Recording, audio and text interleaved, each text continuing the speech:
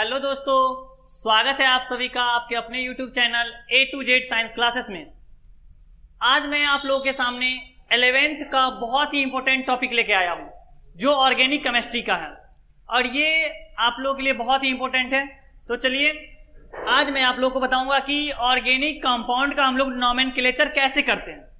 ठीक है, तो ये क्लास को शुरू करने से पहले अगर आप मेरे चैनल पे नए हैं तो कृपया सब्सक्राइब करके और बेल बटन जरूर दबा लें ताकि आप कोई भी लेटेस्ट वीडियो आप मिस ना करें। ठीक है, तो चलिए शुरू करते हैं।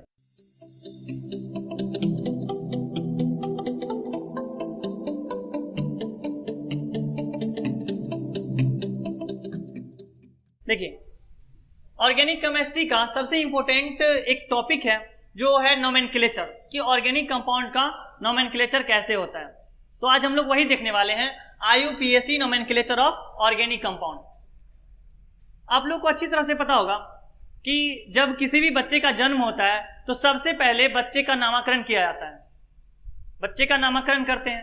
तो उसी तरह हम लोग यहाँ ऑर्गेनिक कंपाउंड का नामकरण करेंगे।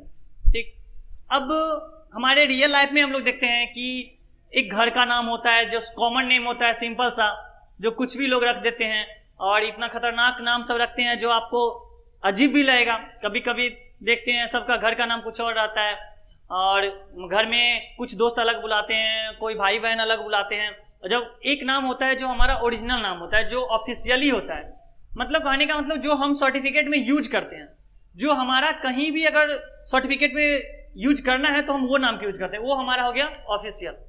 सेम उसी तरह ऑर्गेनिक कंपाउंड का भी एक कॉमन नेम होता है, ऑर्गेनिक कंपाउंड का भी एक कॉमन नेम होता है। ठीक है, और एक होता है जो ऑफिशियली यूज होता है वो, और उसी को हम लोग बोलते हैं IUPAC के तहत जो नामकरण किया जाता है वो होता है।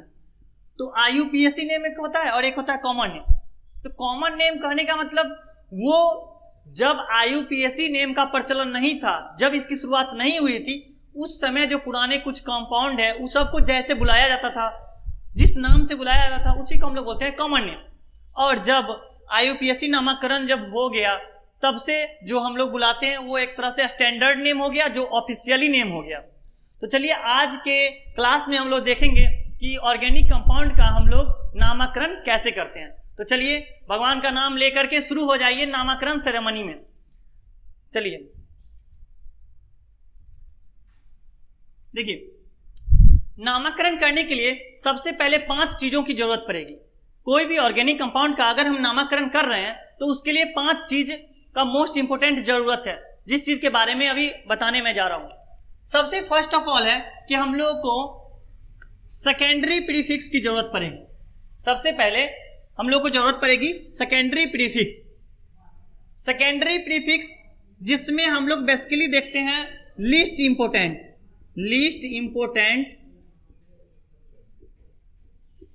Functional group, least important functional group. और दूसरा जो हमारा है वो है प्राइमरी प्रीफिक्स।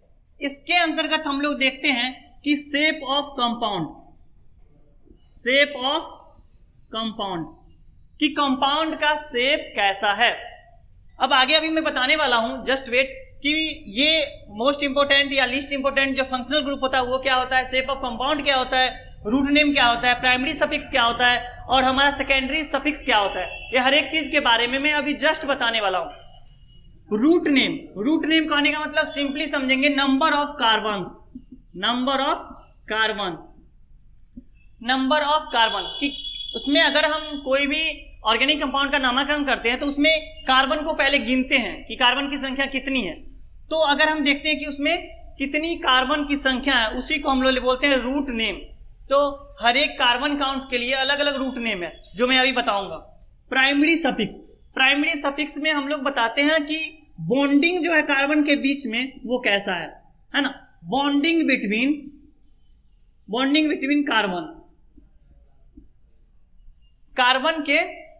कार्बन के बीच में जो है वो कौन सा बॉन्ड है, सिंगल बॉन्ड है, डबल बॉन्ड, ट्रिपल बॉन्ड, ये चीज के बारे में हम लोग देखते हैं। फिर हमारा आता है सेकेंडरी सफिक्स के अंतर्गत हम लोग देखते हैं कि फिर मोस्ट इंपोर्टेंट जो फंक्शनल ग्रुप होता है, यहाँ पे जो हम लोग होता है, तो इसके अंतर्गत भी हम लोग फंक्शनल ग्रुप के बारे में देखते हैं, फंक्शनल ग्रुप। लेकिन यहां पे होता है मोस्ट इंपोर्टेंट, है ना, most important functional group, most important functional group होता है। अब सबसे पहले आप लोगों के दिमाग में क्वेश्चन आया होगा कि भाई पहले ये प्रीफिक्स और सफिक्स होता क्या है। तो चलिए सबसे पहले ये समझते हैं कि प्रीफिक्स और सफिक्स हम लोग कहते किसको हैं। तो देखिए आप लोग देखिए, जैसे कि आप मेरा ही नाम ले लीजिए, जैसे मेरा नाम क्या है, अमरेश कुमार अमरेश।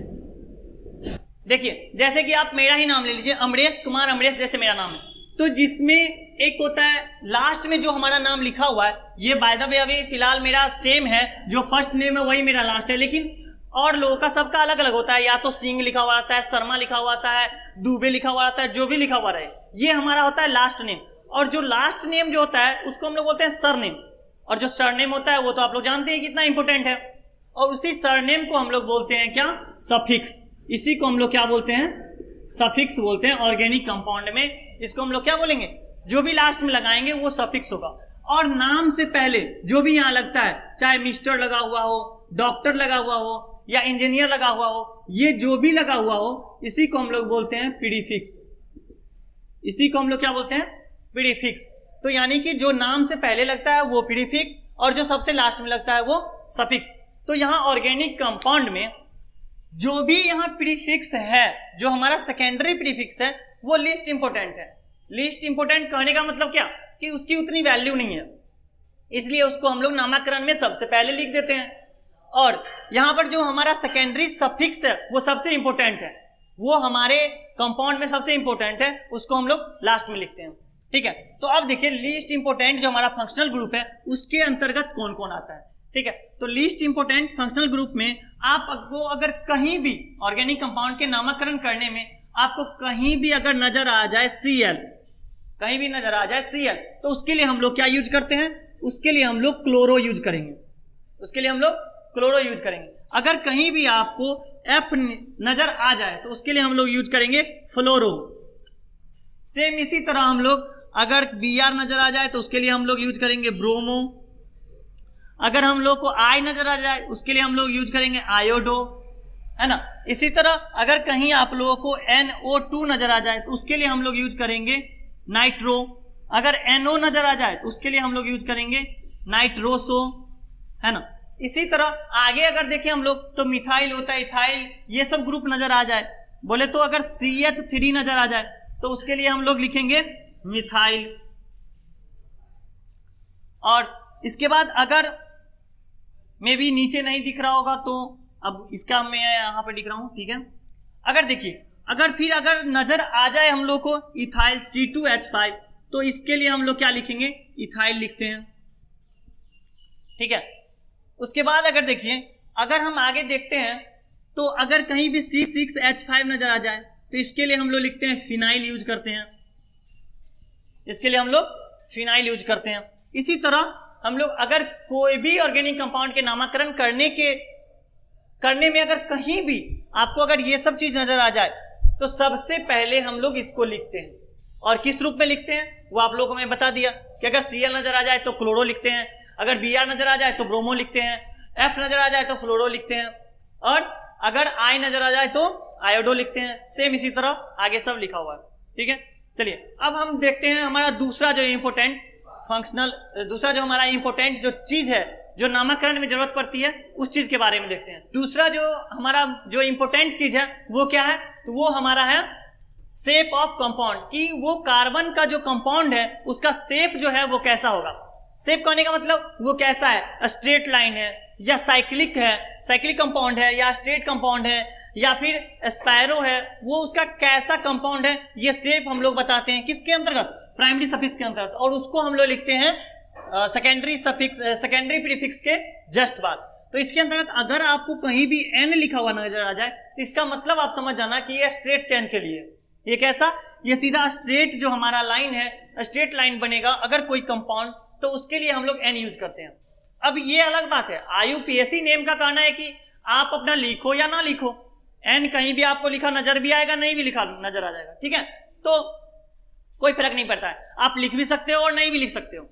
लेकिन अगर n लिखा हुआ है तो मतलब आप समझ जाओगे कि कौन सा है, ये स्ट्रेट लाइन है। ठीक है, अगर आपको कहीं भी साइकिल नजर आ जाए, है ना, कहीं भी आपको साइकिल नजर आ जाए तो उसके लिए हम लोग क्या यूज करते हैं, साइक्लिक अगर कंपाउंड है तो उसके लिए हम लोग क्या यूज करते हैं, साइक्लो। उसके लिए हम लोग साइक्लो यूज करते हैं। साइक्लो कहने का मतलब जैसे ये ऐसा शेप अगर नजर आ जाए जो कि मिनिमम 3 कार्बन से बना हुआ कोई भी जो कंपाउंड हो जो इस शेप का हो, उसी को हम लोग बोलते हैं साइक्लिक कंपाउंड, और जिसको हम लोग साइक्लो यूज करते हैं। ठीक है, नेक्स्ट अगर देखते हैं कि अगला अगर किसी भी कंपाउंड का अगर शेप जो है जिसमें एक कार्बन अगर कॉमन है, एक कार्बन कॉमन है, तो उसके लिए हम लोग क्या यूज करते हैं, स्पाइरो। स्पाइरो कहने का मतलब क्या है, एक कार्बन जो हमारा है वो क्या होगा, कॉमन होगा। तो इसका अब कहेंगे इसका शेप कैसे बनेगा, तो सिंपली देखिए, एक कार्बन कॉमन करने के लिए हम लोग बना सकते हैं, देखिए, तो ये जो हमारा कार्बन है, ये कार्बन दोनों साइकिल में क्या है, सिंपल सा कॉमन है, तो ये हमारा हो गया स्पाइरो। इसके लिए लिखते हैं। अब एक आता है हमारा बाईसाइक्लो, एक हमारा आता है बाईसाइक्लो। बाईसाइक्लो अगर सेम इसमें अगर 2 कार्बन कॉमन हो, अगर 2 कार्बन कॉमन हो तो उसके लिए हम लोग क्या यूज करते हैं, बाईसाइक्लो। इसके लिए हम लोग यूज करते हैं बाईसाइक्लो। अब 2 कार्बन कैसे कॉमन हो, तो इसके लिए शेप क्या होगा, तो भाई इसके लिए शेप ऐसे अगर हम लोग बनाते हैं और ऐसे कर देते हैं, अगर यहां पे देखिए ये और ये कार्बन, 2 कार्बन यहां कॉमन हो, और इसके लिए हम लोग यूज करते हैं क्या, बाईसाइक्लो। तो सबसे पहले शुरू में जो हमारा 2 चीज का जरूरत था, वो दोनों चीज के बारे में आपको बता दिया कि सेकेंडरी प्रीफिक्स में क्या क्या चीज का जरूरत पड़ता है, वो क्या क्या होता है, वो सब कुछ आप देख लिए। दूसरा हमारा क्या है, प्राइमरी प्रीफिक्स। प्राइमरी प्रीफिक्स में हम लोग देखें कि शेप ऑफ कंपाउंड कैसा है ना, शेप ऑफ कंपाउंड हमारा कैसा है जिसका भी हम लोग नामकरण कर रहे हैं। ठीक है, तो उसके लिए हम उस चीज को लिख देते हैं। अगर साइक्लिक रहता है तो उसके लिए हम लोग लिख देते हैं साइक्लो, अगर स्पाइरो रहता है तो स्पाइरो लिख देते हैं। ठीक है, अगला हमारा है रूट नेम। रूट नेम क्या होता है, तो इससे सिंपल सी समझने वाली बात है कि रूट नेम में स्पष्ट यहां लिखा हुआ है कि नंबर ऑफ कार्बन। इसमें हमारा कार्बन का नंबर जो है कितना है, कार्बन को काउंट किए हैं तो कार्बन कितना है, ये चीज हम लोग को देखना है। चलिए, तो इसके लिए हम लोग क्या लिखेंगे वो चीज देखते हैं। अगर कहीं भी आपको कार्बन 1 नजर आया, अगर गिनती में अगर कार्बन 1 ही है तो उसके लिए हम लोग लिखेंगे मेथ। उसके लिए हम लोग लिखेंगे मेथ। अगर कार्बन की संख्या कहीं 2 है, अगर चैन में कार्बन की संख्या 2 है तो उसके लिए हम लोग यूज करेंगे एथ। और इसी तरह हम पूरा का लिखते हैं। तो चलिए देखते हैं। देखिए, तो इस तरह से देखिए कि अगर कार्बन की संख्या अगर 1 है तो उसके लिए मेथ, 2 है तो एथ, और 3, 4, 5, 6, 7, 8 इसी तरह से है तो हम लोग क्या देखते हैं कि but, pent, hex, hept, oct, non, dec. अगर इसी में आपको 11 नजर आ जाए, कार्बन की संख्या अगर 11 आए तो उसके लिए हम लोग एंडेक यूज करते हैं, लेकिन इसका यूज बहुत ही कम होता है, इसलिए हम लोग अक्सर ये सब जानते भी नहीं रहते हैं क्योंकि इसका यूज ही नहीं पड़ता है। और 12 रहे तो उसके लिए डूडेक यूज करते हैं, उसके लिए हम लोग डूडेक यूज करते हैं, लेकिन ये है कि आपको उतना जरूरत नहीं पड़ेगी। अब देखिए, उम्मीद करते हैं नीचे यहां तक दिख रहा होगा, अगर नहीं दिख रहा होगा तो यहां पर आप देख लीजिए C5 पेंट यूज करते हैं। अगर कार्बन की संख्या 6 नजर आए तो हेक्स यूज करते हैं, 7 नजर आए तो हेप्ट यूज करते हैं, 8 तो ऑक्ट, और 9 तो नन, और 10 तो डेक, 11 के लिए अनडेक, 12 के लिए डूडेक। तो इस तरह हमारा पहले कार्बन का काउंट कर लेते हैं कि कार्बन की संख्या कितनी है और उसको हम लोग उसके अनुसार लिख देते हैं। अगर कार्बन की संख्या 1 है तो उसके लिए हम लोग मेथ लिखते हैं, और सो ऑन, इसी तरह हम पूरा लिखते हैं। और अगला हमारा जो इंपोर्टेंट चीज जो है, जिस 5 चीजों में जो अगला चीज है जो हमारा इंपोर्टेंट है, वो है हमारा प्राइमरी सफिक्स। और प्राइमरी सफिक्स में हम लोग को अब क्या जरूरत पड़ेगा, चलिए वो चीज को देखते हैं। चलिए, तो प्राइमरी सफिक्स में हम लोग देखते हैं कि बॉन्डिंग बिटवीन कार्बन के बीच में कैसा बॉन्ड बना हुआ है, वो चीज को हम लोग मेंशन करते हैं यहाँ पे। ठीक है, ये चीज को जरूरत पड़ता है। ठीक, तो कार्बन के बीच में अगर कहीं भी आपको सिंगल बॉन्ड नजर आया तो उसके लिए हम लोग क्या यूज करेंगे, एन यूज करेंगे। अगर कहीं भी कार्बन के बीच डबल बॉन्ड नजर आए तो उसके लिए हम लोग इन यूज करेंगे। और अगर कहीं भी आपको कार्बन के बीच में ट्रिपल बॉन्ड नजर आए तो उसके लिए हम लोग आयन यूज करेंगे। ठीक है, तो अगर आपको कहीं भी कार्बनिक कंपाउंड का नामकरण कर रहे हैं तो उसमें अगर कहीं भी आपको कार्बन के बीच सिंगल बॉन्ड मिले तो उसके लिए हम लोग क्या यूज करते हैं, सफिक्स के तौर पर हम लोग यूज करते हैं एन। अगर कहीं भी आपको डबल बॉन्ड नजर आ जाए तो सफिक्स के तौर पर हम लोग यूज करते हैं इन, और अगर ट्रिपल बॉन्ड नजर आ जाए तो सफिक्स के तौर पर हम लोग यूज करते हैं आइन। तो ठीक है, ये हमारा 4 चीज जो है वो खत्म हो गया। शुरू से हम लोग एक बार और देख लेते हैं। शुरू में क्या है कि हम लोग देखें कि अगर सबसे पहला चीज जो जरूरत पड़ता है वो जरूरत पड़ता है क्या चीज, सेकेंडरी प्रीफिक्स। सेकेंडरी प्रीफिक्स के अंतर्गत हम लोग देख लिए कि लीस्ट इंपोर्टेंट जो फंक्शनल ग्रुप, लीस्ट इंपोर्टेंट जो फंक्शनल ग्रुप है, जो क्लोरीन, ब्रोमीन, फ्लोरीन और ब्रोमीन, आयोडीन, ये सब जो लगा हुआ रहता है, इसका हम लोग देखते हैं कि उसका नामकरण हम लोग कैसे करते हैं। ठीक है, उसके बाद प्राइमरी सफिक्स में हम लोग देखते हैं कि शेप ऑफ कंपाउंड कैसा है, ये हो गया। इसके बाद हम लोग देखते हैं कि हमारा रूट नेम जो है क्या लिखाएगा। अगर कार्बन का काउंट करने के बाद उसके लिए रूट नेम क्या यूज करेंगे, वो चीज देखते हैं। उसके बाद नेक्स्ट हम लोग क्या देखते हैं कि प्राइमरी सफिक्स के अंतर्गत हम लोग देखते हैं कि बॉन्डिंग बिटवीन कार्बन, कार्बन के बीच में कितना का बॉन्ड है, सिंगल बॉन्ड है, डबल बॉन्ड है, ट्रिपल बॉन्ड है, ये चीज हम देखते हैं। और अब सबसे इंपॉर्टेंट हमारा सबसे 5वां और आखिरी चीज जो जरूरत है वो है हमारा क्या, सेकेंडरी सफिक्स। और इसके अंतर्गत हम लोग देखते हैं जो मोस्ट इंपॉर्टेंट फंक्शनल ग्रुप है उस, देखिए तो हमारा लास्ट जो है सेकेंडरी सफिक्स जो है ये थोड़ा लंबा हो जाएगा, और इसके लिए अगर अभी बताना शुरू करेंगे तो हमारा वीडियो बहुत ही लंबा हो जाएगा। तो चलिए, आप लोग ज्यादा देर बोर ना भी हो, इसलिए आपका भी ख्याल रखते हुए इस वीडियो को यहीं पे खत्म करते हैं, और जस्ट दूसरा वीडियो में आपको सेकेंडरी सफिक्स का पूरा डिटेल में बताएंगे कि उसमें क्या क्या जरूरत पड़ता है, और वो भी आपको ऑर्डर में कि आपको कौन सा अगर वहां पे रहेगा फंक्शनल ग्रुप तो उसको सबसे ऊपर प्रायोरिटी देंगे। प्रायोरिटी के बेस पे हम उस वीडियो के अपलोड कर देंगे, एक शॉर्ट वीडियो 5 से 7 मिनट का वीडियो रहेगा जिसमें पूरा सा हम वो बताएंगे कि वो कैसे उसको यूज करेंगे। तो चलिए ठीक है, अगर आप लोगों को वीडियो अच्छा लगा हो तो कृपया